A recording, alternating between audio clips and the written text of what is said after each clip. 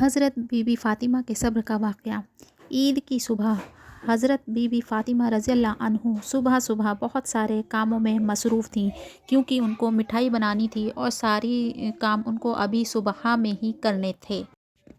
इसी बीच मासूम से दो बच्चे अंदर आते हैं जिनकी उम्र 8 से 10 साल थी, और वो कहते हैं, माँ क्या आप भूल गईं, आज ईद का दिन है। और उनके मासूम से लहजे में एक सवाल भी था, माँ हमारे कपड़े कहाँ हैं, हमारे ईद के कपड़े कहाँ हैं, हमें भी तैयार होना है और घूमने जाना है।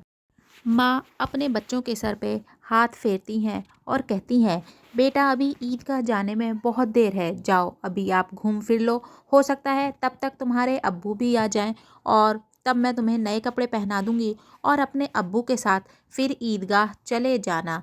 वो ये कह के बच्चों को बाहर भेज देती हैं।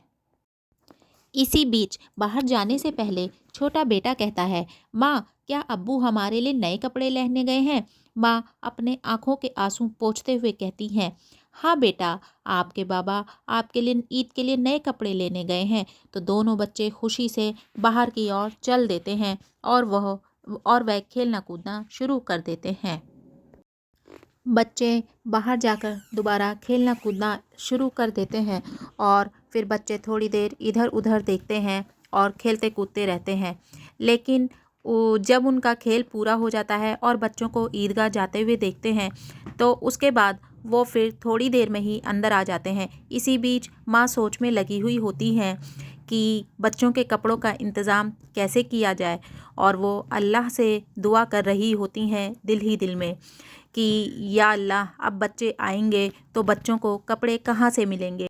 बच्चों को बाहर भेजने के बाद माँ फिर से काम में लग गई, क्योंकि ईद का दिन था और उसको सभी काम करके फ्री होना था। थोड़ी देर ही माँ को काम करते हुए हुई थी, लेकिन वो मन ही मन ये सोच रही थी कि बच्चों को कपड़े कहाँ से आएंगे, बच्चों के कपड़े कहाँ से आएंगे।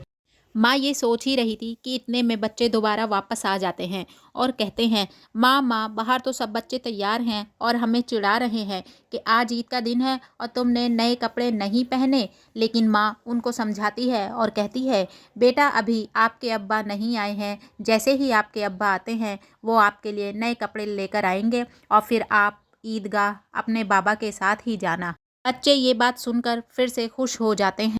लेकिन बच्चे बाहर खेल कूद करने लगे और फिर थोड़ी देर बाद में ही फ़ौरन ही वापस आ जाते हैं और फिर अंदर आके देखते हैं कि उनकी माँ सो रही है। वो ये देखकर बाहर चले जाते हैं, जबकि माँ सो नहीं रही होती हैं, बल्कि वो नाटक करती हैं कि बच्चे आके फिर से ईद के कपड़ों के लिए सवाल करेंगे।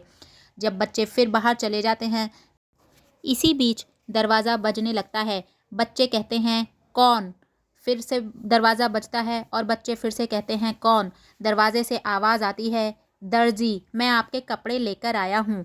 और बच्चे जब दरवाज़ा खोल के बाहर जाते हैं तो देखते हैं कि बाहर उनके लिए कपड़े होते हैं और वो उनको कपड़े देते हैं और कहते हैं, मैं दर्जी हूँ बेटा, ये आपके कपड़े हैं, आपके बाबा ने सिलने के लिए दिए थे।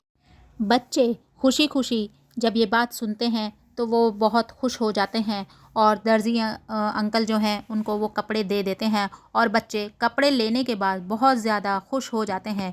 उनकी खुशी का ठिकाना नहीं रहता। वो सोचते हैं, इतनी देर से हम इंतज़ार कर रहे थे और हमारे लिए नए कपड़े आ गए।